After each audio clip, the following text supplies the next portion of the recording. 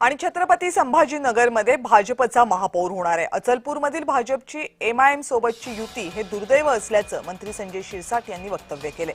संजय शिरसाट यांच्याशी संवाद साधलाय माझे सहकारी विजय चिडे यांनी। बघूया। आपल्यासोबत बोलण्यासाठी मंत्री संजय शिरसाट आहेत। शिरसाट साहेब, एमआयएम आणि भाजपने अचलपूरमध्ये युती केलेली आहे। मला वाटतं ही दुर्दैवी घटना आहे। आम्ही भाजप बरोबर युतीमध्ये आहोत। एक वेगळी भूमिका आमची आहे, हिंदुत्वाची भूमिका आहे। सत्तेसाठी अशा लोकांशी कॉम्प्रोमाइज करणं हे कधी योग्य नाही। त्यामुळे समाजामध्ये वेगळा मेसेज जाण्याची शक्यता आहे।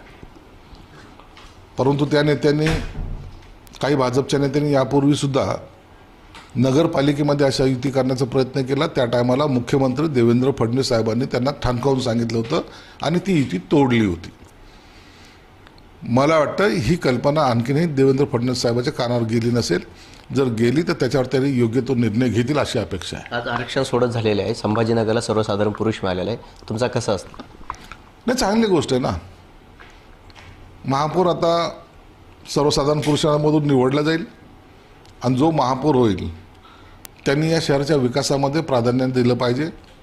अनेक प्रश्न या शहराचे त्यांनी सोडवण्यासाठी जो तो प्रयत्न करेल त्याला तर आमचं सहकार्य पूर्णपणे सहकार्य राहील।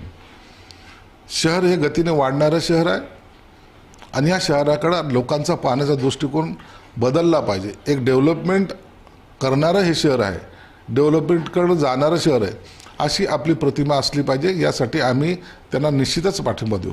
कॅमेरा पर्सन संतोष शिरसाटचं विजय चिडे, छत्रपती संभाजीनगर। आणि अमरावतीच्या अचलपूर नगर परिषदेमध्ये भाजप आणि एमआयएमची युती झाली आहे। सभापती पदासाठी भाजप आणि एमआयएमने एकमेकांना साथ दिली। एमआयएमच्या नगरसेवकाला शिक्षण आणि क्रीडा समितीचं सभापती पद भाजपने देण्यात आले। एमआयएम सोबत आल्यानं सर्वकडे चर्चांना उधाण आले।